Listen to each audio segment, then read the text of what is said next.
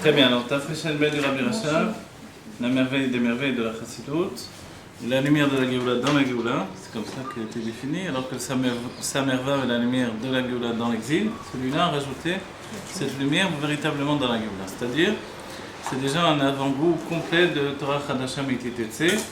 Voilà ce que l'on va étudier quand viendra la Géoula, avec en plus la vision des choses. Voilà. Donc certains ont peur d'étudier ce texte, pour dire la vérité. Alors nous, on n'a pas froid aux yeux, ce qui fait chaud en Israël. Alors, voilà. Tu veux noter des trucs? Moi, je préfère écouter. C'est quoi? Je me déconcentre si j'écris moi. Ah, oui. Voilà, maintenant, regardez, on termine à Mahamar ici. Le sujet, c'était le sujet de Matan Torah. Le sujet de Matan Torah, du don de la Torah. Donc le fait qu'au moment du don de la Torah, il y a eu un interchange, je ne sais pas si ça dit comme ça en français, mais enfin, se sont échangés la vision et l'entendement. Et la définition de la vision et de l'entendement ont été bousculés, transformés, parce que c'est dévoilé finalement un niveau de Dieu lui-même qui est en dehors de l'enfermement du monde et également en dehors de la séparation. C'est-à-dire que ce niveau qui s'est dévoilé, qui est proche de l'essence de Dieu, ou l'essence elle-même, donc en vérité à ce niveau-là, il n'y a pas de projection de la lumière, donc de séparation de la source. Et comme il n'y a pas de séparation de la source, tout accède à un état essentiel des choses. Et dans l'état essentiel des choses, la vision et l'entendement sont tous les deux hissés au niveau de la vision du divin. Voilà. C'est-à-dire que même l'entendement, entendre, c'est-à-dire j'entends un sujet, on me parle d'une personne, j'analyse ce que je reçois comme information et je fais une sorte de portrait robot au-dedans de moi, au-dedans de moi pour reconstruire le visage de cette personne. Voilà. Quand je la vois en réalité, je verrai que la vision dépasse de loin l'entendement. C'est ce qui est dit, les sages diront Eno domé ria leshmiya, la vision ne ressemble pas à l'entendement. Parce que justement, l'entendement lui est reconstruit par le détail, mais la vision, elle n'a pas besoin de reconstruire. La chose est déjà déterminée et elle apparaît dans sa nature profonde. Ce que je vois, c'est ce qui est. C'est ça l'idée. Voilà. En hébreu, on dira, dans le langage de la Chassidut, Reiyat Hamaut, la vision de la nature profonde des choses. Quand je vois une personne, je vois sa nature profonde en fait qui est dévoilée. Voilà, c'est-à-dire que son être est dévoilé dans l'état où je la vois, tout au moins dans un premier état, c'est-à-dire que je vois une personne, c'est une personne. Quand on parle de Dieu, qui n'est pas un homme, qui n'est pas une femme évidemment non plus, même dans son aspect féminin, mais qui n'apparaît pas non plus dans une définition objective, que l'on peut cerner, oui, que l'on peut mesurer, limiter. Donc forcément, qu'est-ce que c'est voir Dieu? Et toute la question qu'on a eue tout le temps où on a étudié ce texte, puisqu'on veut aussi l'approcher de notre réalité aujourd'hui, et essentiellement nous préparer à la Géoula. C'est notre maassé, on va dire. Donc comme dans la Géoula, on va voir Dieu qui ne va plus se cacher, forcément on veut se préparer à cette Géoula où l'on verra Dieu. Et c'est vrai que quand on n'étudie pas ce texte, par exemple, on manque de quelque chose pour comprendre qu'est-ce que va être la Géoula dans la vision du divin. Donc dans la vision du divin, finalement, même le monde matériel va m'apparaître comme quelque chose qui s'entend. Auparavant, j'entendais parler de Dieu, et je voyais la matière du monde. Lorsqu'apparaît la Géoula, tout à coup, j'entends parler du monde, et je vois Dieu comme une évidence. Dans le niveau de Da'at, ça s'appelle Da'at Elyon ou Da'at Tarton. La conscience supérieure ou la conscience inférieure. Et l'âme, si on peut donner une traduction de l'âme aussi, ça peut être conscience. Vous voyez, une conscience divine, c'est une âme divine. Excusez-moi, vous avez dit dans le monde matériel, la vision du divin dans la Géoula va paraître comme... J'ai oublié ce qu'on dit. Dans le monde matériel, la vision va apparaître comme... Attendez, où j'ai écrit ça? J'ai écrit nulle part, moi, j'ai écrit... Dans la vision du divin dans la Géoula. Non, le divin va même apparaître... le monde matériel va paraître comme... Ah, va apparaître divin, absolument. Je ne sais pas si j'ai pas dû dire ça, mais non, à peu près, quoi. Ça fait...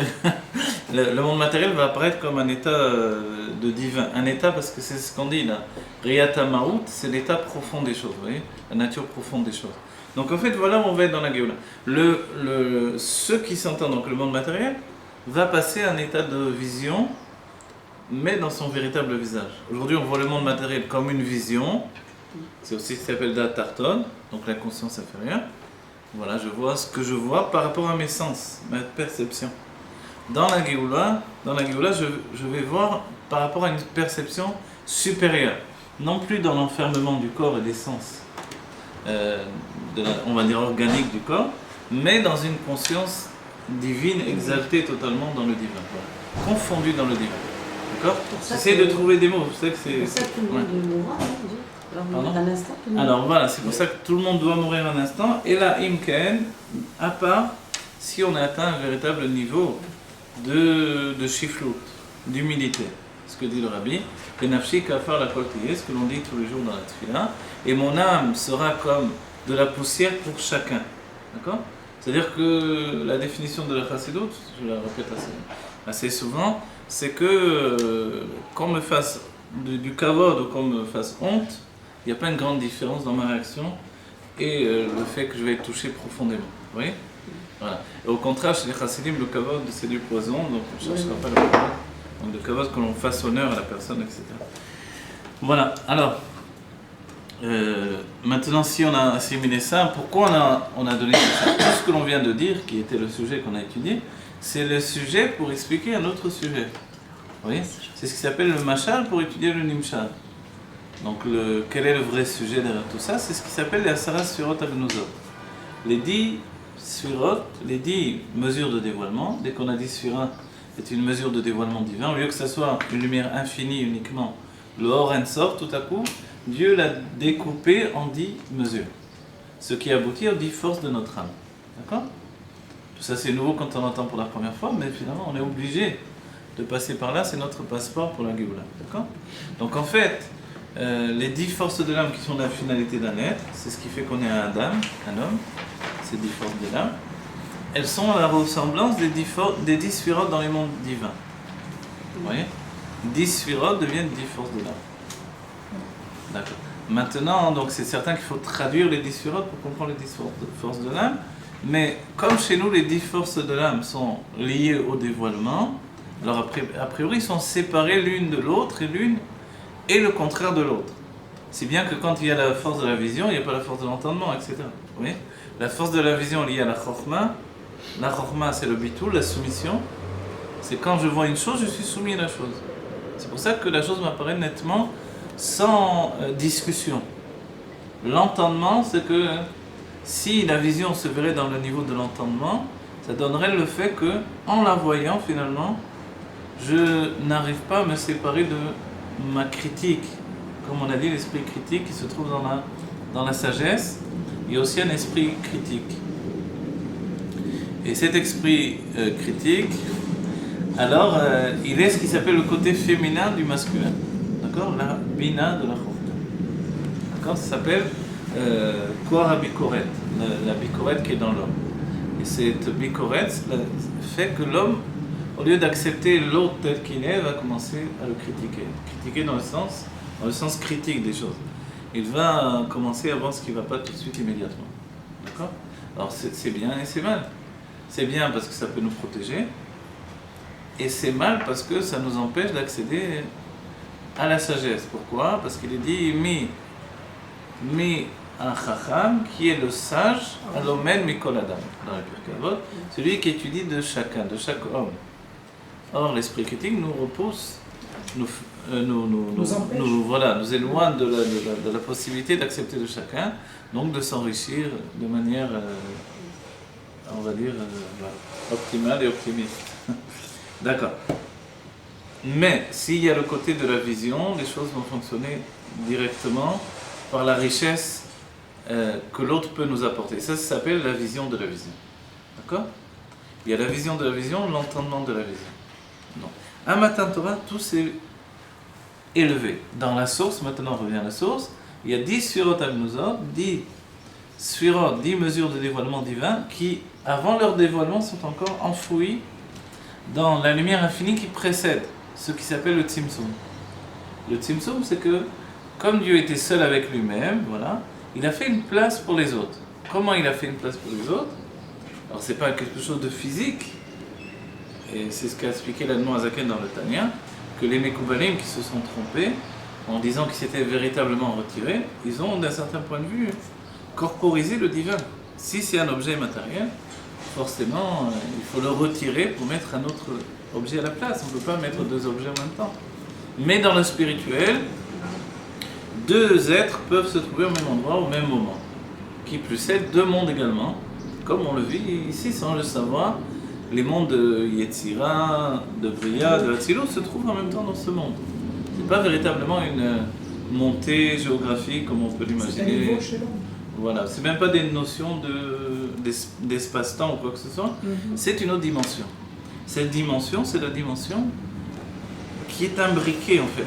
Les dimensions sont imbriquées les unes dans l'autre. Cette dimension, elle est là. C'est la dimension de l'âme que l'on porte en nous. Donc notre âme est déjà dans les mondes divins. Oui. Mais pour un niveau de sphirote, il faut être un tzaddik. Pour voir les sphirotes, il faut être un tzaddik, je suis d'accord. Quand je rencontre. Voilà, mais n'oubliez pas qu'il est dit que la mère kulam tzaddikim. Et ton peuple sont tous des tzaddikim. À ce niveau-là? À ce niveau-là, c'est-à-dire que dès que l'on dort, on voit toutes les sphirotes, on voit les mondes divins. Bon, on ne voit pas forcément les sphirotes, mais on voit les mondes divins, on voit le Gan Eden dans le monde de Bria ou de Yetzira, chacun selon notre niveau. Celui qui est occupé dans l'action, il va dans le Gan Eden de Asiya. Celui qui s'investit dans les sentiments et dans le Gan Eden de Yetzira, celui qui s'investit dans l'intellect, il est dans le Gan Eden de Bria. Vous voyez, chacun selon son occupation, c'est des correspondances. Et chacun des niveaux des Gan Eden, comme chacun des mondes, correspond à une sphira dans le monde de Hatzilut. Oui. Donc la Bina, elle correspond au monde de Bria, le monde de la création. La Zeranpin, les sentiments de Hatzilut correspondent au monde de Yetzira, où même les anges sont sentimentaux là-bas. Dans Bria, même les anges sont intellectuels. Et dans Asiya, nous sommes dans le monde de Asiya, dont le niveau le plus bas c'est le globe terrestre. Dans le monde de Asiya, c'est le monde de l'action, la traduction. Donc, ici, ce sont des anges qui sont également liés à un état qui s'appelle l'action. Mais l'action, forcément, ce n'est pas encore une action matérielle. Pour atteindre l'action matérielle, le Rabbi nous dit dans un mamar sur Shavuot, il nous dit que, en fait, ce qu'il y a d'extraordinaire dans la matière du monde, quand on dit qu'elle est créée à partir du néant, c'est qu'elle n'a pas de source. Il n'y a pas ce qui s'appelle de Ila ve'alul. Ila ve'alul, de cause à effet. Donc c'est un effet qui n'a pas de cause. C'est-à-dire comment c'est possible? C'est pour ça que ça s'appelle voilà, Yesh Mi'ain, une création à partir du néant. Mais le néant en fait n'existe pas véritablement, mais comme la source est indéfinissable, elle apparaît comme n'existant pas. Mais véritablement, en dehors du fait que toute chose vient du divin, la matière n'existe pas dans le divin. Dans le divin, il n'y a que le mode du divin, il n'y a que du divin. Mais la matière elle-même, elle n'existe pas. Donc comment elle peut apparaître tout à coup? Ce n'est qu'une décision de Dieu et un investissement de l'essence même de Dieu. Vous voyez? Vous comprenez? Et pour que nous percevions ce monde matériel comme une réalité absolue, je tape, voilà, c'est Dieu. Mais normalement, ça ne devrait pas être Dieu. Normalement, je pourrais rentrer ma main dedans, puisque c'est des noms divins, ça c'est des noms divins aussi. Donc voilà comment ça fait. Même la science, n'oubliez pas, c'est pas juste dans le divin. La science, elle montre, elle met un microscope électronique sur la table, elle voit des atomes, et ma main, la même chose des atomes. Alors pourquoi les atomes ne passent pas? C'est la conscience humaine qui fait que ma main est enfermée elle est cloisonnée dans ma sensation d'exister jusque-là. Vous voyez? C'est pour ça que l'enfant, à la naissance, n'a pas la conscience de son propre corps. Il n'a pas la conscience de son propre corps. Il peut s'amuser avec ses pieds sans penser que c'est ses pieds, forcément. Donc il a une conscience qui est encore ce qui s'appelle makif. Makif, c'est éparpillé, donc c'est pas inclus, intégré dans la conscience, dans l'intellect. Voilà, l'intellect, lui, il autorise finalement le repli de la personne sur elle-même. Oui, la personne, au lieu d'être éparpillée, elle revient et elle se limite à sa propre perception. Et plus on grandit, plus on s'enferme dans cette perception. Voilà. D'un autre côté, dans le côté spirituel, plus on grandit, plus on doit sortir de la perception de notre enfermement, jusqu'à arriver à l'âge adulte véritable, qui n'exclut pas l'état de l'enfant, puisque le commencement est lié à la fin. Donc le commencement qui est l'enfant, ou la fin qui est l'adulte, Les deux sont une boucle ininterrompue et l'enfant, dans le ventre de la mère, voit tout. Il voit ses vies passer, il étudie toute la Torah, il voit les mondes divins, il est au Gan Eden en même temps. Donc, est-ce que c'est ce que l'on doit atteindre? Oui. Mais de manière, non pas comme un cadeau, non pas comme quelque chose d'absolu et qui n'a pas été choisi ni voulu ni construit, mais comme une finalité que nous allons construire par notre travail personnel. Voilà. Donc on revient à ce que l'on était pour devenir véritablement soi-même. C'est-à-dire que le chemin qui a mené jusqu'à nous, c'est le chemin le plus long. Tania dirait un chemin long et court. Voilà. Le chemin court et long, il a l'air que tout de suite j'ai réussi, mais après coup, je m'aperçois que non. Rien n'a changé profondément.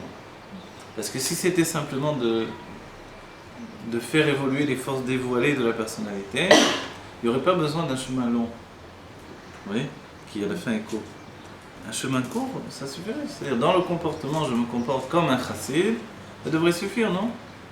Le Tania dit ce chemin-là, il est court, effectivement, tout de suite la personne, il prie comme un tzaddik, comme un chassid, se comporte bien, mais qu'est-ce qui a changé profondément en lui? À de certains moments, il peut s'apercevoir que la bête sauvage qui est en lui, elle est toujours là. Elle est toujours aussi sauvage. Donc alors, rien n'a changé a priori. Donc le cheminement qui amène jusqu'à nous-mêmes, ce chemin, c'est le chemin le plus long que d'aller sur la Lune, bien plus long. Voilà, tout ça Be'Akdama. Donc maintenant, les Asara Sfirot Agnosos, c'est d'un certain point de vue, les 10 Sfirot qui sont enfouis dans la lumière d'avant le Tzimtzum. Le Tzimtzum, donc, on a dit, Dieu se voile pour permettre aux créatures d'exister, et pour aboutir à ce que l'on est, nous, dans un corps. Et à ce moment-là, en fait, il va y avoir un déploiement des 10 Sfirot, par le biais d'une ligne de lumière infinie qui va entraîner les Sfirot vers le dévoilement. C'est-à-dire que les 10 forces de l'âme vont construire tous les mondes. Entre guillemets, les 10 Sfirot. Donc, ces 10 forces de l'âme et ces 10 Sfirot, elles sont auparavant existantes avant le Tzimtzum, avant que Dieu ne fasse un endroit en lui pour que le monde existe. Mais comme elles sont encore enfouies dans la lumière infinie, elles n'ont pas encore la nécessité de contradiction qui va venir exister chez l'être ensuite, qui entraîne la richesse de l'être également. D'accord? On voit bien dans la Gemara, s'il n'y avait pas de contradiction, ben, il n'y aurait pas de Gemara. Toute la Gemara est basée sur la contradiction. Un dit blanc, l'autre dit non, l'autre n'est pas d'accord, l'autre dit peut-être, l'autre dit j'ai pas appris comme ça, l'autre dit qui tu es pour dire ça, etc. La contradiction, c'est le Yetzirah. La contradiction, non, c'est pas forcément le Yetzirah. C'est la Mikvah. Ouais, on dit qu'un sage, il doit piquer comme un scorpion. Hein? Ah. Il y a un côté comme ça où il ne laisse rien passer, quoi. Dans l'étude, forcément. Donc il y a un côté comme ça très développé.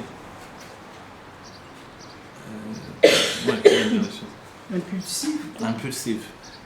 Ceux qui n'étudient pratiquement que la Gemara, je les vois dans la... Dans le but d'atteindre l'autre? Non, dans le but le bureau s'appelle bureau Libun il-Khata. Libun il-Khata, c'est de clarifier, vous voyez, de blanchir la halakha. Qu'elle soit claire et nette, que ce soit comme une table dressée, un Shulchan Aruch. Mais la Gemara, c'est de revenir en arrière, donc de faire le travail de recherche. Et on voit ceux qui étudient que du Niglé et que de la Gemara, je les vois à la Beta Knesset, ils sont en côté très enfantins, ils sont tout le temps en train de s'énerver les uns contre les autres, de se sauter dessus. Celui qui étudie la Pnimiut de la Torah, il est beaucoup plus tranquille, en principe. Il n'y en a pas beaucoup des comme ça. Il y en a quand même il y en a même dans le monde Chabad, ceux qui sont vraiment, on va dire, investis dans la Pnimiut de la Torah, forcément ils ne vont pas sauter sur l'autre. Parce que les choses reprennent leur place véritable. Et que le monde matériel et la personne individuelle a une autre définition, vous voyez. Alors venez, on va reprendre le texte, on va voir, après toute cette acte. Alors, Daf Lamed Bet, c'est la Hot Raf. Voilà, ça s'ouvre par une parenthèse qui, je ne sais pas si on voit, peut-être. Veine Batora. Ce qui est marqué en bas. C'est que des riches et des bons, je comprends. Alors en bas, ce sont des noms du rabbi. Il est écrit Begouf, Ktav, Yado Yad Kocho, dans le texte même écrit de sa main. Le rabbi a imprimé ça d'après les microfilms qu'il avait fait lui-même, du Henbet. Vous savez, Rabbi Reitz lui avait confié le Henbet pendant la guerre, quand il était à Berlin. Et le rabbi, il a dit quoi? Il m'a confié le Henbet. Le rabbi, bien sûr, il n'a pas pu s'empêcher de l'étudier, évidemment. Et il n'a pas pu s'empêcher non plus de faire des microfilms. Quoi, Bécha Sheikdim, c'est le Rabbi Rayatz? Non, c'est le Rabbi Rachab, mais c'est le Rabbi Ratz qui les avait, il n'avait jamais été édité. Et le Rabbi Rachab les avait dans une mallette tout le temps avec lui. Donc jamais personne ne les avait étudiés. Oui, ils avaient étudié du temps du Rabbi Rachab, une partie, le premier livre que vous voyez là. Les autres, après, ils avaient étudié en volant les textes, parce que le Rabbi Rachab même ne disait plus, pratiquement plus en main. Ceux-là ont été dits en public, ont été écrits de la main du Rabbi Rachab. Mais les suites, les deux autres livres, après on rentre dans ce qu'il a écrit sans véritablement enseigner. Voilà, et le Rabbi Rayatz avait le manuscrit dans une valise qu'il portait tout le temps avec lui. Et il a confié la valise au Rabbi. Le Rabbi dit, c'est une sikha du Rabbi. Donc c'est le Rabbi qui a diffusé ça. Ouais, c'est le Rabbi qui a édité la première fois, et c'est là où le Rabbi a eu sa crise cardiaque, première crise cardiaque, quand il a sorti le premier. Il a dit le Rabbi, il y a une sikha entière. D'abord il a dit le Rabbi Rayatz a trouvé personne d'autre que moi à qui confier, alors il n'avait pas de choix que de lui donner. Et ensuite il a dit que, voilà, et lui il a fait des microfilms. Vous voyez les microfilms, comme on voit et c'est d'après ces microfilms là qu'il a édité le livre, il a voulu faire ça. Mais, ouais. Et quand le Rabbi a édité le livre, il a demandé que tout le monde s'associe. Pour le côté pécunier, pour le Henbet, que tout le monde donne dans le monde entier une pièce d'argent pour s'associer, qu'il n'y aurait aucun nom décrit à part le nom du Rabbi Rayatz et du Rabbi Rachab, c'est-à-dire pas de nom de personne sur le livre, et voilà. Et donc il a défini que c'était vraiment quelque chose qui n'a jamais été fait, un livre comme ça, etc. Et quand le Rabbi l'a sorti, il l'a fait éditer, il a eu la crise cardiaque, il a dit. Je savais qu'il allait avoir un kitroug, mais je ne savais pas que c'était à quel éclat. Je ne savais pas que c'était autant que ça.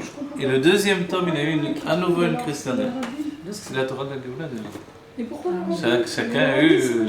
Ah mais oui, mais chacun a eu son Yotet Kessel, qu'est-ce que vous voulez. Et le deuxième tome, aussi à nouveau. Alors en fait, tout ça, ça nous dit que nous, on doit évidemment l'étudier. Le Rabbi a demandé qu'il soit étudié. Voilà. Veine betorah yesh. Midbar, Yishuv et Sadeh. Voilà, il va nous donner des klalim importants. On va tout traduire évidemment. Donc, vous voyez la haute raf, Veine. Alors on a dit oui, tout ça pour dire ce qu'il y avait écrit en bas. Begouf, Ktav, Yad Kocho, Chaser, Siyum, Mama. Non, qu'est-ce que c'est? Le Kitso peut-être? Achelek, ou la Chetzio Elion. D'accord. Ah oui, d'accord. Chetzio Elion. Ah oui, c'est particulier les Kitsurim de Rabbi. Veoula et Tsari Liot, Bessiyum Amama. Il dit maintenant dans le texte, dans le texte même écrit de la main du Rabbi Rachab, il manque un petit morceau. D'accord?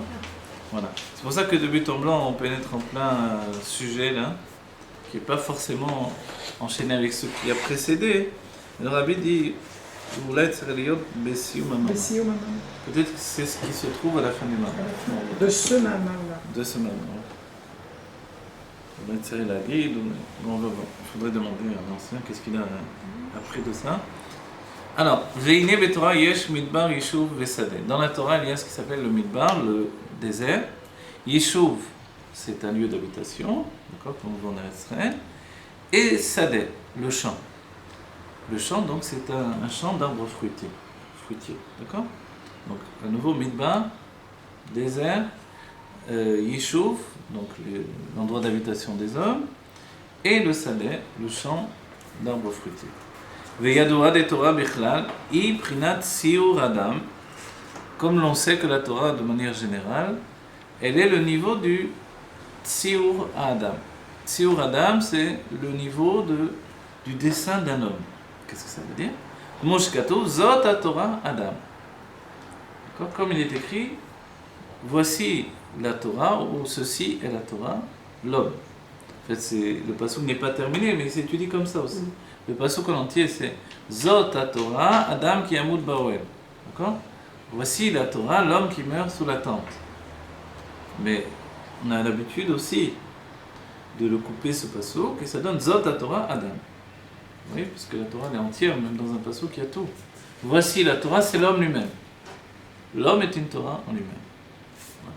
Donc en fait, le tziour, quand on dit tziour dans le texte, dans le langage de la Chassidut, c'est une expression. D'accord? Un tziour, c'est une définition déjà. Donc voici la Torah, c'est l'homme. Vayenu, c'est-à-dire, la Torah est prinat pnimiut. C'est-à-dire que la Torah, elle est dans un niveau intérieur. Le propre de l'homme, c'est d'intérioriser les choses. D'accord? Quand il est dit que, afin qu'il ne soit pas comme les anges qui connaissent le bien et le mal, la différence c'est que les anges restent makif, ils restent dans une notion séparée d'eux-mêmes du bien et du mal, et l'homme, lui, il intériorise toutes choses. Donc, le bien et le mal devient lui-même, devient l'homme lui-même. Oui? Donc ça, c'est la définition de pnimi. Pnimi, ça se construit par l'intellect. Vezeo haefresh ben Torah le mitzvot, שהמצוות הן רצון העליון, בחינת מקיף, ותורה היא בחינת חוכמה, בחינת אור פנימי. Ça, c'est la différence entre la Torah et les mitzvot. La Torah, les mitzvot, elles sont la volonté, donc Elion supérieure, la volonté de Dieu. Et ça, c'est un niveau de makif. La volonté, c'est quelque chose qui nous entoure. On voit que l'on dit que En davar omed lifnei ratzon. Rien ne résiste à la volonté. Parce que ce n'est pas une force intériorisée. Elle n'a pas de réceptacle. Ça bille ni dans la main, ni dans le pied, ni dans l'œil, ni... Parce que les autres forces ont un réceptacle. Donc la volonté, c'est tellement puissant qu'elle saisit l'être tout entier. Parce qu'en réalité, elle n'est pas à l'intérieur de nous. Et quand elle s'en va, je voulais faire quelque chose, je voulais. Quand la volonté s'en va, j'ai aucune trace de la volonté qui m'a pénétré. Oui. Pourquoi je ne vais pas jusqu'au bout avec la volonté? Il m'a dit, ben c'est une chose. Pourquoi je ne vais pas jusqu'au bout avec la volonté? En vérité, on avance. La volonté, c'est aussi la volonté d'une chose en particulier. Même si elle n'est pas morkevet, mais quand je veux, je sais pas, quelqu'un veut chanter, il va tout plus chanter. Donc ça veut dire peut-être qu'il veut devenir chanteur, ou peut-être qu'il veut juste chanter. Oui, au niveau le plus bas, peut-être qu'il veut juste chanter dans sa salle de bain. J'en sais rien, oui, des niveaux. Mais s'il avait la volonté de juste chanter dans sa salle de bain, alors il chantera juste dans sa salle de bain. Mais s'il voulait chanter en public, un jour ou l'autre, il chantera en public, parce que sa volonté le poussera jusqu'au bout. Oui. Donc c'est sûr que nous, notre volonté, si on veut vraiment Mashiach, si on veut vraiment la Géoula, cette volonté-là doit se projeter à un niveau où elle doit arriver au bout. Le Rabbi porte en lui la volonté de la Géoula. Ça se voit, il va jusqu'au bout de son être. Tout le travail du Rabbi, c'est de nous amener à vivre avec cette volonté. Voilà. Est-ce que nous arrivons également à avoir cette même volonté? Voilà. Si on voulait vraiment, dit plus d'une fois le Rabbi, la Géoula serait déjà là, Mashiach serait déjà là. Alors, on veut pas vraiment, c'est-à-dire on veut pas jusqu'au bout. C'est quoi ce vraiment? Vraiment, si on voulait la Géoula comme on voudrait manger quand on a faim, elle serait déjà là, évidemment. Ouais. D'un autre côté, le Rabbi a dit que ça doit être Beofen Amit Kabel. Ça doit être dans les kélim du monde. Parce que sinon on devient fou. Si elle vient pas, alors qu'est-ce que je fais? J'ai donné toutes mes forces, et après. Donc en fait, voilà. On va voir. Alors la volonté, quoi qu'il en soit, elle est makif. On veut vraiment la Géoula. Mais il faut qu'on réalise qu'est-ce que c'est de vraiment vouloir. Donc ça c'est un makif. La volonté, c'est entoure l'homme, et ça se réalise dans les mitzvot. Tandis que la Torah, c'est une force qui est liée à la chokhmah. Vous voyez? Et prinat chokhmah, c'est la sagesse de Dieu. Prinat orpnimi, ça c'est une force intérieure. Vous vous rappelez, la Torah, elle est dit chokhmato ou retsono. Quand on dit la Torah, c'est de manière générale, ça inclut les mitzvot et la Torah, l'étude de la Torah. Donc chokhmato, c'est l'étude, ou retsono, sa volonté. Donc, la sagesse, c'est l'étude, et la volonté, c'est les mitzvot, les commandements de Dieu. ועניין בחינת המדבר, ועניין בחינת המדבר שבתורה יש לומר שזהו התורה כמו שהיא בבחינת 10 ספירות הגנוזות. Regardez maintenant. Ce que l'on peut apprendre à chaque fois que l'on étudie les Rebbeim, c'est que, moi je le dis souvent dans les shurim pour que les gens puissent avancer et comprendre prendre les devants un petit peu. Il y a ce qui s'appelle un tableau de concordance. Je fais toujours des hashvaot. Je prends des niveaux, je les fais coïncider avec d'autres niveaux. D'accord? Donc là, on a pris 3 niveaux. Ce sont 3 exemples, 3 définitions. On a dit le midbar, l'ishuv et le salaire. Maintenant, on va le faire, on va lui donner de s'inscrire dans la définition et le dévoilement des mondes. D'accord? Donc alors voilà, il nous amène à comprendre le midbar à quoi il correspond. Il correspond au niveau, il dit kemo, d'accord? Comme le niveau des Asara Sfirot Agnosot, comme le niveau des 10 Sfirot qui sont encore enfouis dans la lumière d'avant le Tzimtzum. D'accord? Donc avant toute la création et l'émanation des mondes divins. De'im yotan Asara Sfirot mekol makom are'em lo beprinat metziut velo beprinat itralkut. Malgré qu'elles soient déjà des Sfirot. Quand on dit Sfirot, normalement, ça veut dire dévoilement. Dévoilement, donc voilà. Si je dis dévoilement, ça veut dire que telle sphira n'est pas l'autre sphira. Et que telle sphira, par exemple, pour nous, la chokma, elle s'habille dans le côté droit du cerveau, qui est froid et humide. Donc il ne s'habillera pas dans le côté gauche du cerveau, qui est chaud et sec. Vous voyez? Donc dans la source des choses, c'est la même chose. Donc la chokma et la bina sont séparés, comme l'homme et la femme sont 2 êtres séparés. D'accord? Mais dans les 10 Sfirot Agnosot, ce que l'on a vu, c'est que tout était encore confondu. Voilà. Parce que la lumière divine était machvée, comme on dit, Katon Vegadol, les grands et les petits, sauf qu'il n'y a pas vraiment de grands et petits à ce niveau-là, tout était au même niveau. D'accord? Donc ça, c'est le niveau du Midbar. C'est-à-dire que elles ne sont pas, ces Sfirot, dans un niveau de Metziut, d'existence, et non pas dans un niveau de Itralkut, de séparation. Veillez-nous. C'est-à-dire que dans le niveau du Adam, l'homme, d'accord, la définition de Adam, n'oubliez pas, ça veut dire Adam et l'Elion, qui ressemble au monde divin, donc au Adam de Hatzilut. Mais il y a ce qui s'appelle l'O Adam, comme il est dit, Shmuel va dire à Shaoul, qui l'O Adam ou l'Inachem. Parce que Dieu n'est pas un homme pour avoir tout à coup de la miséricorde quand il ne faut pas. Il n'y a pas une fausse miséricorde contre Amalek. Amalek, il faut le détruire, c'est tout. Donc, c'est quoi ce niveau de l'eau Adam? C'est pas juste un passeau, c'est aussi une définition. Il y a le Adam et il y a l'eau Adam.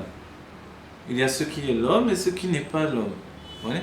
Ce qui est en dehors de la définition d'un homme. L'homme, on a dit, c'est 10 Sfirot. C'est 10 Sfirot qui aboutissent aux 10 forces de l'âme.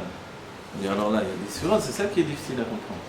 Mais comme c'est tellement dans un état où tout est englobé, où rien n'est séparé, alors pour l'instant, on est dans un état de l'eau Adam. D'accord? Mais depuis qu'il y a ces sphirotes, alors le Mashiach, il devrait venir. Il devrait être là. Oui, mais le Mashiach, ça ne dépend pas des sphirotes en réalité, d'un certain point de vue. Ah. Le Mashiach, lui, il est la dernière sphira, la sphira de Malchut, et il dévoile la force de réalisation qui se trouve dans toutes les sphirotes. Voilà. Et comme il est la dernière sphira, donc il doit tout inclure et tout recommencer, tout reconstruire à partir du néant. Il doit nous donner de revivre à partir du néant. C'est pour ça qu'on revit totalement à partir du néant. On n'a pas notre sagesse dans un niveau de Hila Ve'alul, de cause à effet. C'est pas parce que nos pères étaient sages que l'on est sage aujourd'hui. Parce que non. Oui, qu'est-ce que ça veut dire? Ça veut dire qu'on n'a pas vraiment eu une transmission de cette sagesse-là que l'on étudie. Elle est tellement élevée que ça doit être un investissement personnel. Voilà. Et jamais dans le monde, dans les époques, la tchouva n'a été nécessaire de manière individuelle comme dans notre époque. Vous voyez, auparavant, il existait que l'on soit religieux parce que mes parents étaient religieux, etc. etc. Mais aujourd'hui, même dans le monde des orthodoxes, etc., il y a des gens qui quittent ce monde-là. Parce que ce que l'on demande, c'est que chacun s'investisse individuellement. Et on ne peut pas faire autrement. Et si quelqu'un ne le fait pas, aujourd'hui, alors à un moment, il va avoir une drôle de remise en question. Cette remise en question fait qu'il va vivre mal je ne vais pas dire son judaïsme, mais l'expression de son judaïsme qui est Torah et Mitzvot. Oui. Donc la Torah, la même chose. Et malheureusement, il y a des tas de personnes qui sont nées dans des familles où on a étudié Torah de père en fils et qui préfèrent étudier autre chose que ça. Donc, et d'un autre côté, des Balei Tshuva qui n'ont jamais étudié ça, qui ont étudié tout sauf ça, tout à coup, ils ont dévoilé en eux une passion incroyable pour cette étude-là. Donc, finalement, on voit que c'est ça la force du Mashiach, c'est se recommencer de manière individuelle. Ouais. Et c'est ce que le Rabbi définira dans l'idée de 1, 2 ou 3 doivent apporter la Géoula. Non plus le système général ou l'identité générale du peuple juif. Non. C'est à titre individuel, parce que nous vivons tous à titre individuel. L'exemple que je donne souvent, qu'aujourd'hui on voit, il y a des catastrophes dans le monde, on est choqué 5 minutes, mais après on continue quoi. On est plus choqué quand on n'a pas de quoi payer le loyer qu'il y a eu 20 000, 40 000 morts à l'autre bout du monde. En fait, ça ne touche pas vraiment, malheureusement. Oui. Alors, qu'est-ce qui se passe? Parce que l'individu est enfermé dans son monde personnel. C'est cet individu qui doit débloquer l'enfermement du monde personnel, de l'intérieur, le débloquer, l'ouvrir et rentrer dans la Géoula, à titre individuel. Donc c'est pour ça que le Rabbi dira que, quelquefois, si on fait des shurim, des cours de Torah, il n'y a pas beaucoup de monde, le Rabbi a dit, mais si tu attrapes une personne, le Rabbi donne une image sur ça, il dit, quand on enseigne la Torah, beaucoup entendent, mais est-ce que tous vraiment intègrent ce que l'on dit, hein? Et d'après tous ceux qui ont entendu, combien vont changer dans le comportement, et combien, etc. Et il y avait une personne qui avait fait tout un travail pour faire une grande soirée, et finalement il était venu qu'une seule personne, une vieille dame. Et donc il s'était plaint au Rabbi, parce qu'il y avait eu un ouragan. Et le Rabbi lui a dit, mais il y a deux définitions, parce que j'ai entendu deux versions, c'est peut-être pas la même histoire, remarquez, mais une où il a rapporté ce fait-là, quand on veut toucher une personne, finalement. Alors Dieu te l'a envoyé cette personne-là, et tu te plains. et d'un autre côté, le Rabbi aurait dit aussi, Moshe Rabbeinu n'avait qu'une seule mère. Il avait qu'une seule mère. Moshe Rabbeinu n'avait qu'une seule mère. Et si toi tu peux enseigner la Torah à la mère de Moshe Rabbeinu, pourquoi tu ne le ferais pas? Voilà. Donc en fait, on ne sait pas qui, on ne sait pas quoi. C'est pas le nombre qui fait la qualité, bien qu'il y ait la définition, on l'a vu à Matin Torah, la quantité fait aussi la qualité, mais dans notre génération, c'est vraiment l'individu qui va transformer l'humanité. D'accord? Voilà. Omimele beprinazo en basé tanou. Non, j'ai sauté parce que j'ai glissé. Alors attendez, on reprend le texte. Ah voilà. Vayenu. Donc la ligne commence maintenant. Ma shebeprinat adam. Vous voyez? Yesh gam ken prinat kilo adam ou. D'accord, on l'a dit. Donc dans le niveau de l'homme, il y a aussi ce qui n'est pas l'homme. C'est important. Yesh loma shezeo prinat sodot verazin deoraita she'en lemana mi'asaga. C'est-à-dire que ce sont les secrets. Donc en français, il faudrait trouver un autre mot. Sodot, les secrets. Razin, c'est ce qui est vraiment le secret profond de la Torah. Voilà. Chez elle, les malam et asaga, qui sont au-dessus de la perception, au-dessus de la compréhension. Veika, donc le Adam, pourquoi il dit ça? Vous dire, quel rapport? Il nous parle des 10 sur le Adam. Le rapport, c'est qu'il nous a dit que l'homme, c'est pnimi. Pnimi, c'est-à-dire qu'il fonctionne d'après l'intellect. Il nous a donné l'exemple de la Torah, lié à la chokma, la sagesse. Donc le Adam, forcément, c'est cette chokma, c'est cette sagesse. Mais il y a un état de Torah qui est au-dessus de la perception, de la compréhension. Oui. Donc dans ce niveau-là, ça ne s'appelle plus Adam. Adam, c'est une définition. Adam, donc, c'est vraiment, on dit Adam, c'est Gematria ma. Et ma, c'est la chokma. Le mot chokma, il est fait de koar ma. Donc, le ma, ça veut dire la soumission à ce qui est plus élevé. Donc l'homme porte en nous, on porte en nous la soumission à ce qui est le plus élevé. Ça va, vous comprenez? Non, je lui dis, tu vois, si, je la vois parce que je te parle au chemin. Pardon, voilà. Et tandis que l'eau Adam, c'est cette définition qui dépasse l'intellect, donc qui est dans le niveau du makif, ce qui est relié à ce qui s'appelle le ratson, la volonté. D'accord? Donc maintenant, donc, il nous a défini ça, Veikar, Prinad Raza de Razin, et l'essentiel du niveau de Raza de Razin, donc du secret chez Batora, chez Satum Venelam, les Gambrés sont les termes du Zohar. Satum qui est fermé et voilé totalement, donc ce que l'on dit véritablement le secret du secret, c'est voilé, c'est caché. C'est-à-dire que nous touchons le secret dévoilé par l'exemple physique, on va dire, c'est vrai. Donc c'est un secret cloisonné dans une définition. La Kabbalah a même donné la définition corporelle du secret de la lumière divine. La Chassidut va préférer la définition de l'âme. La définition de l'âme, c'est une définition qui est beaucoup plus spirituelle et beaucoup plus raffinée, qui va moins m'enfermer dans une traduction, on va dire, erronée du divin. Évidemment, Dieu n'a pas de corps, etc. Mais quand j'étudie tout le temps ce qui a trait aux yeux de Dieu, au cerveau de Dieu, à la bouche de Dieu, aux dents de Dieu, aux cheveux, etc., vous voyez, il a même dit que Zérampine, il a un couple derrière, il a une queue de cheval, il y a des tas de choses comme ça. C'est dur de vraiment ne pas imager ces choses-là. Donc en fait, le meilleur moyen, c'est de les expliquer dans l'âme. L'âme, elle est comme le divin, elle n'a pas de niveau physique. Donc voilà. En fait, donc, ces définitions, quand même dans l'âme, c'est encore une définition du secret qui est véhiculée par une compréhension, une perception. D'où les exemples qui sont pour nous le moyen d'y accéder. Mais imaginez qu'il y a un niveau où il n'y a pas d'exemple. Un niveau où la chose est elle-même telle qu'elle. Forcément, elle ne va pas parler un langage humain. Donc, elle sera totalement un secret caché au-delà de toute perception. Mais elle est quand même en nous.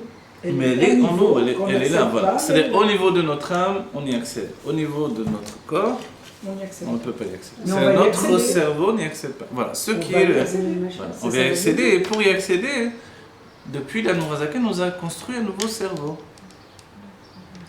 Vous savez, c'est comme l'ordinateur, quand le disque dur est trop.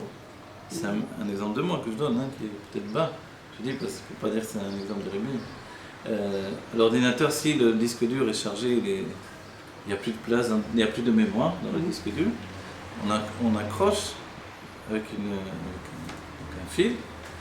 Maintenant, on accroche un autre disque externe. Voilà.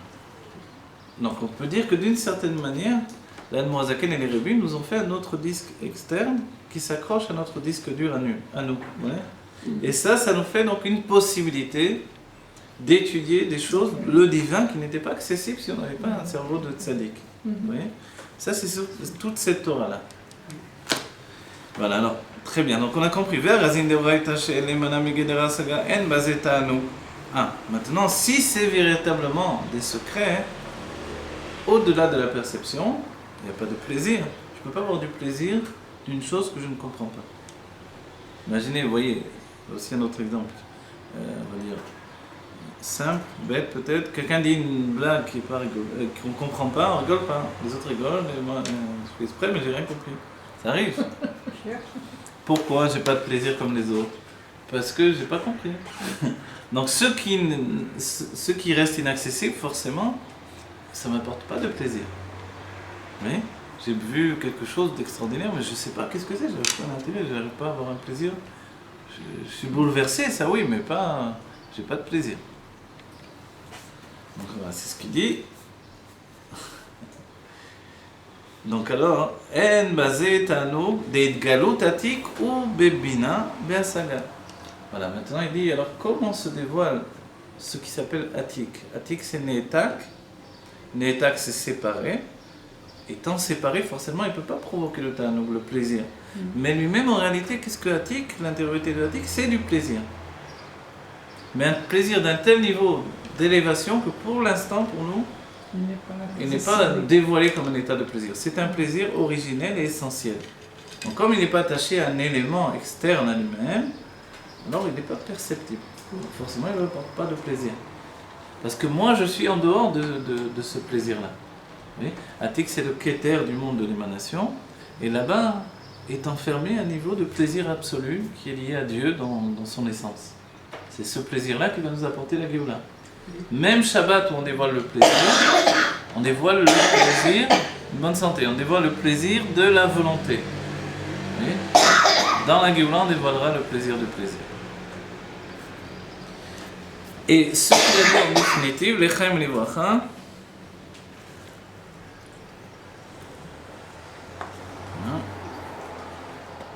ce qu'il a dit en définitive, c'est que finalement, c'est dans la Bina qu'il y a une perception de ce plaisir-là. Et c'est pour ça, la bina, vous savez qu'elle dévoile comme force la joie. La simcha, c'est dans la bina. La bina, c'est la réflexion intellectuelle. C'est aussi la source de la femme. On dit pnimiut bina, pnimiut atik. L'intériorité de la bina, c'est l'intériorité de atik. On a dit que atik, c'est le plaisir. Vous voyez qu'assez souvent, chez nous, on confond la joie et le plaisir. Hein? C'est bien qu'on a l'impression qu'il est impossible d'avoir de la joie sans plaisir. Voilà. On a l'impression. Mais c'est comme deux choses différentes. Alors on va dire, mais comment c'est possible? C'est possible parce que finalement, l'un s'habille au-dedans de l'autre. C'est que la source de la joie, c'est le plaisir en fait. Comme la source de la joie, c'est le plaisir, si le plaisir originel il reste inapprochable, quand il est habillé dans la joie, alors on le ressent. Oui. C'est pour ça que quelqu'un peut pleurer quand il est joyeux. Il pleure de joie quand il y a eu une chose vraiment. Parce que c'est l'intensité du. Hein?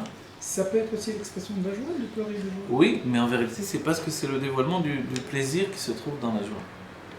Qui lui peut donner il peut donner vraiment une. Vous savez comment dit la Noazaken? Pourquoi on pleure? Le cerveau a une émotion trop grande qu'il ne peut pas supporter et il est oppressé. Et comme il est oppressé et que le cerveau est rempli d'eau, ça ça fait jaillir des larmes. Oui. Oui. Et comme c'est une action d'oppression, c'est salé. Donc c'est la rigueur. Comment on vit des fois d'être joyeux, même si on n'a pas de plaisir? Parce que, par exemple, oui, mon but devait être joyeux. Si on a un problème, j'arrive pas à comprendre ça. Comment on doit être joyeux malgré tout, vous voulez dire? Oui. C'est vrai que des fois on peut se forcer, on dit Argel Nasta Teva. L'habitude devient une seconde nature. Oui? Parce que quelqu'un peut se laisser aller être toujours triste, c'est pas bon, c'est pas Non, marié. c'est pas bon d'être toujours triste, mais je prends mon exemple personnel. Mes parents, ma mère est décédée juste avant Pourim, par exemple, et le Rav Taïeb, qui était un chaveur de Rabbi à Vincennes, me dit tu dois être joyeux mais c'est Pourim. Je dis mais j'arrive pas, non, à être joyeux. Voilà, alors lui il devait vous dire ça et vous deviez lui répondre j'arrive pas. Chacun son rôle. Comment la joie? Oui, non, en vérité c'est dur de vous dire tu dois être joyeuse. Il a fait, bon, il le dit, ça s'appelle Kabbalatol. Kabbalatol, c'est. Le Rabbi Rachab, il dit que les Juifs sont comme des soldats. On leur dit soit joyeux, il est joyeux, soit triste, il est triste, soit. Oui, arrive Yom Kippour, soit sérieux, il est sérieux. Oui, fait de chouva, il fait de chouva. C'est difficile d'aller choper. J'ai pas des sentiments naturels. Voilà. C'est ça. Alors voilà, c'est que lui vous a parlé selon l'avodat Hashem, etc. Non, vous devez faire ce qu'il faut faire. Maintenant, est-ce que vous pouvez le faire ou non? Ça, c'est une autre question. Bon, que Dieu fasse que vous soyez très joyeux. Et que la bonne raison de votre joie, c'est que ceux qui sont partis vont revenir. Et que voilà, il vous ramène la joie et le dit de ce jour-là, que Dieu va effacer toutes les larmes sur tous les visages. D'accord.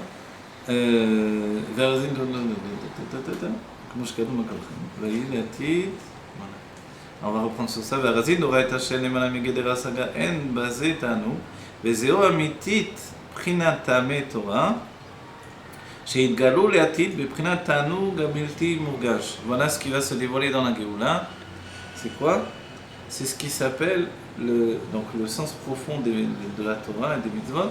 Ça va être un ta'anoug abbilti mourgash, un ta'anoug qui n'est pas ressenti, c'est ce qui va se dévoiler dans la Géoula. Aujourd'hui, il n'est pas perceptible. Dans la Géoula, il va être dévoilé. On aura un plaisir qui, en principe, n'est pas fait pour être perçu. Ressenti. Pourquoi? Parce que l'homme est cloisonné, on a dit, au-dedans de lui-même. Forcément, il ne peut pas jouir d'une chose extérieure à lui. Et peut-être le fait que de plus en plus, les hommes ont un plaisir d'image, de films, de télévision, de cinéma. Ça nous amène vers la Géoula où le makif va devenir quelque chose qui nous entourait, va devenir pnimi, intériorisé. Oui? D'accord. כמו שכתוב במקום אחר, ויהי לעתיד בבחינת השגת המהות, il a dit. Vous voyez, je reviens sur ça, sur le fait que ça va être vraiment ce qui s'appelle une perception de la nature profonde de ce plaisir-là. Aujourd'hui, on ne peut pas, mais on pourra très très bientôt, dans un instant. Alors tout ça, qu'est-ce qu'on a dit maintenant? On revient au point de départ. Tout ça s'appelait le midbar. Donc le midbar, il représente un niveau de plaisir essentiel. D'accord? On a été introduit par la volonté, vous vous rappelez, il nous a dit. Et c'est un niveau qui est en dehors de la perception de l'homme. Ça s'appelle Kilo Adam Ou. Parce que ce n'est pas un homme. Donc l'eau Adam, ce n'est pas non plus le monde de Hatzilo, le monde de l'émanation, qui est la source de l'être que nous sommes. C'est au-delà de ça. D'accord? Dans un niveau où le plaisir est tel qu'on ne peut pas le ressentir. N'oubliez pas que l'âme quitte le corps avec un plaisir. Vous savez la définition, c'est-à-dire que quand Dieu se dévoile à un homme au moment où il doit quitter le corps, le plaisir est tel que l'âme s'englobe dans ce plaisir. Donc, comme le plaisir est en dehors, on a dit, pour le suivre, pour s'y attacher, l'âme est obligée de sortir du corps. Et donc c'est pas un instant de souffrance, au contraire, c'est un instant d'apaisement. L'âme est enfin, ça y est, elle est libérée. Elle est libérée du fait de ne pas pouvoir accéder à ce plaisir. Et après, dans le Gan Eden, elle va sans arrêt jouir du plaisir divin. Mais dans la Géoula, ce qui sera extraordinaire, c'est qu'on sera vivre dans un corps physique et l'on vivra avec ce plaisir. Et ça, c'est une chose extraordinaire. Voilà, c'est ce qu'il dit. Donc, il deviendra vraiment la perception de la nature profonde du plaisir. Et on a dit, tout ça, c'est le Midbar. Le Midbar, donc le niveau de l'eau Adam. D'accord ? Au Prinat Yishuv, maintenant la deuxième partie, le Yishuv. Le Yishuv, donc une bonne santé, c'est Dieu. Le Yishuv, c'est l'habitation des hommes. Prinat Yishuv, c'est la Torah, et chez Masigi, Melokuto, Idbarer. Par contre, le Yishuv, donc là où les hommes habitent, Yishuv, ça vient de Yeshiva. On dit Yishuv Adat. Yishuv Adat, c'est-à-dire une personne qui a, en termes simples, ça peut dire la tête sur les épaules, mais ça veut dire une personne réfléchie. Oui. Donc son date, sa conscience, elle est installée, elle est réfléchie. Donc il ne va pas faire les choses, il va pouvoir vraiment analyser les choses profondément, etc. Donc le Yishuv, ça représente ça. C'est-à-dire un homme qui n'a pas de maison, qui est obligé de partir d'un endroit à un autre du monde, il n'a pas de Yishuv Adam. Il n'a pas de tranquillité d'esprit. Il est toujours en lutte, il est toujours à la recherche d'un peu de tranquillité, et ça dépend vraiment de ce qu'il va découvrir à chaque fois. Donc ça peut être terrible, évidemment. Et comme ça, pensez bien, les Juifs, pendant des siècles, ont été exilés. D'accord ? Forcément, il n'y a pas de Yishuv Adam. Aujourd'hui aussi, même l'Aliyah, ça peut entraîner ça. Quoi. À la fois, on revient à la maison, et c'est un retour, on le ressent profondément, qu'on est chez nous. Mais à la fois, le fait de changer, de tout rechanger, de recommencer notre vie, c'est pas aussi facile. Donc en fait... Est-ce qu'on peut être en Yishuv en marchant? Et d'avoir un Yishuv, oui, bien sûr. Bien sûr. Puisque Adam Arishon, on va dire que dans le Ler Lecha, où il a été dans tous les endroits de Eretz Israël pour nous préparer et habiter nous-mêmes. Il a entraîné cette notion de Yishuv, de Yishuv Ada, donc de tranquillité d'esprit pour les Juifs qui vont venir s'installer ensuite.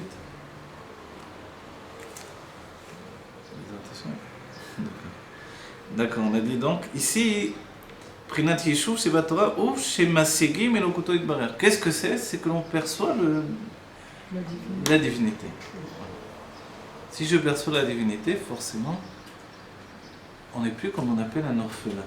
Vous voyez la définition, le Rabbi dit souvent le terme, une génération orpheline. Ça a plusieurs sens, mais l'un des sens premiers que les sages ont utilisé pour définir ça, c'est aussi le fait de... On est orphelin puisqu'on ne voit pas de notre Père. Dieu qui nous a créés s'est caché de ses enfants. Il s'est caché jusqu'à des extrémités terribles. Donc, quand on dit des extrémités terribles, on pense à la Shoah, on pense à toutes les choses terribles qui peuvent exister, qui sont arrivées, que ce soit la dernière fois, si Dieu veut. Donc forcément, on a un sentiment d'être orphelin. Mais quand Dieu est dévoilé à nous, au contraire, ça y est, on est tranquillisé.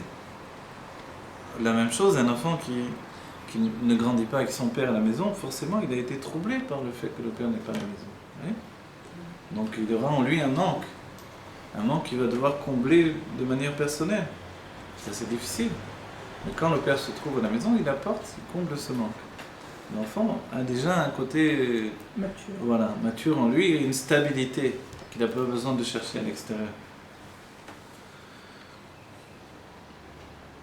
Voilà chez Masigim Elokuto Idbarer, Vehu Inyan Yediyat HaTorah Beprinat Yediya Ve'asaga Sheyesh Bazeh Tam Ve'oneg. Voilà, et ça c'est évidemment la définition de la connaissance de la Torah, La connaissance et la perception, laquelle donne finalement, voilà, l'étude, laquelle donne un plaisir. Donc le plaisir, et c'est vrai que quand on s'investit véritablement dans la Torah, il n'y a pas plus grand plaisir que ça. Parce que la richesse finalement de dévoilement, de développement, de découverte est unique au monde. Malgré tout ce qui est fait aujourd'hui dans les films, des effets spéciaux, tout ce que vous voulez, mais je sais pas, un cours de NBET où on étudie ça, voilà, on n'est pas encore arrivé à ça. Parce qu'il n'y a pas le saut de la vérité absolument. Même si dans un dessin animé on va pleurer pour un petit bonhomme, alors que mais ça va pas la tête, c'est un petit bonhomme, ils ont dessiné, toi tu pleures. Ou le comédien qui est mort, mais attends, il n'est pas mort, il est bien payé même parce qu'il a de l'argent. Alors pourquoi tu pleures? Il est toujours vivant. Non, mais parce qu'on s'est investi dans la chose. Mais en fait, toutes ces émotions, tout ce que l'on a ressenti, les hommes viennent ils achètent des émotions. Ah, vous voyez? Parce qu'on a besoin d'autres émotions, voilà. Et qu'on les a pas. Et ici, on découvre les émotions qui sont liées au divin. Bah oui, Et ça, ils sont d'un niveau, on comprend finalement que c'est d'un niveau totalement différent. Et le travail, c'est d'entraîner notre âme animale avec nous. L'âme divine, forcément, c'est son pain, c'est comme ça qu'elle se nourrit. Elle dit, ah, enfin, on mange quelque chose, j'étais affamé, assoiffé. Mais l'âme animale, elle ne comprend pas toujours. Mais si je le vis intensément, elle aussi, l'intensité va l'intéresser et va prendre également parti. Vous voyez? Donc le Yishuv, lui, on a bien compris, c'est le plaisir qui vient de la perception, de la compréhension. Et c'est pour ça que la Torah donne un grand plaisir. Vesadeh, le troisième niveau, on a dit, ou she'en ba Yishuv Adam. Et le chant, c'est un niveau où il n'y a pas de présence de l'homme, mais kol makom il est tzorer Yishuv. Mais de toutes les manières, il est pour le Yishuv. On a dit le Sadeh, on a précisé, basé sur d'autres mamarim, etc., que le Sadeh, c'est toujours un champ où il y a des arbres fruitiers qui forcément vont servir à l'homme. C'est vrai que personne n'habite dans le champ. Quelquefois un gardien du champ. Comme le père de l'Anne Morazaken était gardien il était très jeune et il était orphelin. Et il était un grand Talmid Racham. Et il se cachait en fait. C'était un tzaddik distant. Et il faisait souvent, il a fait ce travail-là de gardien de champ. Donc pour lui, il était très content parce qu'on lui payait, il pouvait vivre. Et en même temps, il pouvait étudier, il était tranquille, personne ne le dérangeait. Est-ce que ça ressemblerait à la Chokhmah Binada? D'un certain point de vue, vous avez compris que, bravo, c'est bien. Ce que vous faites là, c'est-à-dire, pas juste subir les choses, c'est de comprendre qu'il y a une construction. C'est un peu la même structure. Voilà, la structure, elle se construit, donc elle se recommence. Comme on le verra dans le Dvar Marchou, vous avez vu, le Rabbi, il prend 1, 2, 3, il nous dit 1, 2, 3, c'est ça. Donc en fait, tout le temps, on peut subir les enseignements ou aussi les reconstruire de notre pleine, on va dire, intelligence. Pas parce qu'on est les plus intelligents du monde, mais parce qu'on a compris comment c'est construit. Voilà. Ça recommence quand on tombe. Quand on tombe, oui. Ah, le niveau, je veux dire. Ah, quand on tombe. Alors quoi, ça recommence quoi? Quand on tombe de niveau. Les spirales, non? Ah, quand on descend de niveau, alors on retrouve les surotes par rapport à ce que... Effectivement, vous avez raison, bravo, vous êtes resté avec ce qu'on a dit tout à l'heure, bravo, c'est très bien. C'est vrai qu'on a dit que l'eau Adam, c'était les surotes, mais dans un niveau qu'on ne pouvait pas approcher. Voilà, mais là, le Adam, c'est les surotes, justement, vous avez raison, qui sont perçus. Ça, on a dit, donc c'est le Yishuv. Maintenant, le Sadeh, ce qu'il a de particulier, c'est qu'il est intermédiaire. En construction, on pourrait dire aussi l'âme divine, l'eau Adam, l'âme intellectuelle, Adam, celui qui est, et l'âme, non, ça ne fonctionne pas toujours, non, peut-être qu'on, ouais, je voulais faire le contraire. Bon. L'âme animale, le Yishuv, on va voir. Je ne sais pas si c'est parce que l'âme, du coup, le Yishuv, il devient intermédiaire. Ah voilà, l'âme animale ou l'âme naturelle dans ce cas-là, on va voir. Là. Alors vous avez dit Sadeh, vous avez dit quoi? Voilà, maintenant le Sadeh. Ve Sadeh ou she'en ba Yishuv Adam. Et le Sadeh, c'est qu'il n'y a pas d'habitation de l'homme. On a dit à part s'il peut y avoir un gardien, mais quoi qu'il en soit, il n'y a pas d'homme qui habite dans les champs. Mais kol makom, il est sorer Yishuv. De toutes les manières, il est quand même pour le Yishuv. On voit, il y a un village et à côté, il y a des champs. Personne n'habite dans les champs. Mais les champs ne sont pas là pour les oiseaux ni les animaux. Ils sont là pour les hommes qui habitent dans le village à côté. Voilà. Et en fait, ces champs ne sont pas donc la propriété de personne. Ils font partie du Yishuv également. Ce sont les champs de tel Yishuv, de tel kibbutz, de tel endroit, de telle ville. Veyesh lomar she'u inyan kavanat ha-mitzvot. Donc, il y a lieu de dire que ça, c'est l'intention des mitzvot. Malgré que l'on définisse que c'est également de la perception, mais kol makom,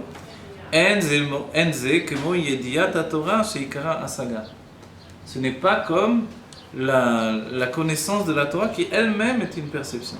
C'est-à-dire que quand on dit le sens, l'intention des mitzvot, donc c'est quelque chose qui est perçu en nous.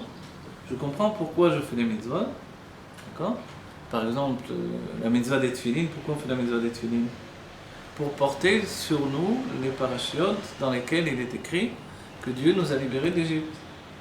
Donc il ne suffit pas de le dire dans le Kriyat Shema, il faut également les porter sur notre corps, voilà, sur le bras et sur la tête.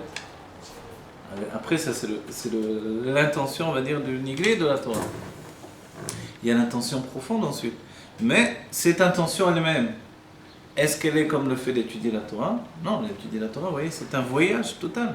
Même dans les mondes divins, même à la proximité de Dieu. Et l'intention, elle est liée à la mitzvah elle-même. Donc l'intention, c'est quand même quelque chose qu'on intériorise. Donc c'est intermédiaire entre le Yishuv et le Midbar. Le Midbar, il n'y a aucune compréhension, donc ce sont les mitzvot. Le Yishuv, on a dit que c'est là où s'installe l'homme. Et puis finalement, entre les deux, il y a le Sadeh. Le Sadeh appartient aux hommes, mais il est intermédiaire. Il n'est pas quand même le plaisir de l'étude de la Torah, mais il est déjà un intermédiaire. Il y a quand même, ça appartient à l'homme. Donc ça appartient à l'intellect également. Vous avez compris ? Donc ce que j'ai dit, l'exemple, il fonctionne mieux si on dit que l'intermédiaire, ça peut être l'âme intellectuelle plutôt que... Et l'âme animale devient dans ce cas-là le midbar, le désert. Vous voyez, où il n'y a pas de Yishuv, il n'y a pas de Yishuv Hadat, et que les impulsions viennent du plaisir que l'on ne peut pas contrôler, que l'on ne peut pas comprendre. Vous voyez ? Et tandis que donc la définition de l'intellect, elle s'inscrit dans l'âme divine, l'intellect divin. Vous voyez, c'est une autre définition. On voit que c'est modulable. Ouais. ומבחינת מדבר שבתורה זה אור שבא בעשייה בפועל ממש, מבלי שירצה בהטעם והתענוג, רק לעשות רצונו יתברך. Voilà, et le midbar, donc il revient au midbar, et il dit le midbar de la Torah, c'est de faire, d'accomplir l'action de manière concrète. C'est quoi les règles là ?